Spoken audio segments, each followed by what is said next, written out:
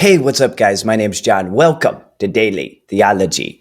I wanted to do a quick update on the situation in Alberta, Canada.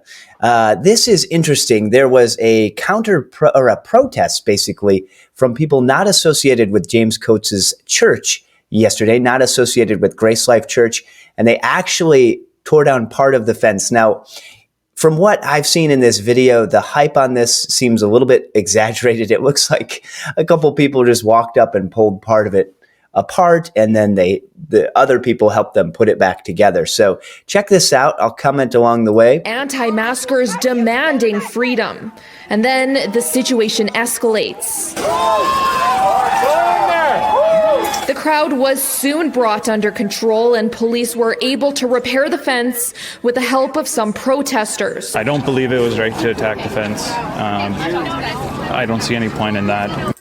So they pulled open part of it. What was this thing? Zip tied together, and then they helped them put it back together. The church said they don't want any sort of violence or opposition, really, from what I understand, to the fence, because it's really heaping burning coals on the heads of this government and what they're doing. And many people are rallying around them. In fact, Dr. MacArthur read a letter that James Coates wrote to him, very encouraging for their church and his church, which is very encouraging to me to see churches working together. It reminds me very much of the letters that Paul wrote in the New Testament. So it seems like there's a lot of unity there. Obviously, James Coates is a grad from the Master's Seminary and very closely linked to Grace Church. So it's cool to see that happening. Again, you don't want to see any sort of altercations or violence or anything like that.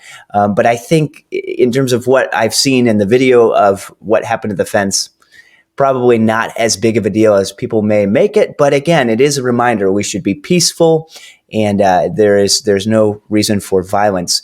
There was a person that, though he was innocent, suffered violence that we can't even imagine, and that was Jesus Christ. On the cross, he suffered the full wrath of God for the sins of his people. He physically shed his blood, died, and rose on the third day. And you must repent and believe the gospel, because there is coming a day where every knee will bow and every tongue will confess that Jesus Christ is Lord, to the glory of God. Thanks for watching. Remember to hammer that like button, like the 95 Theses.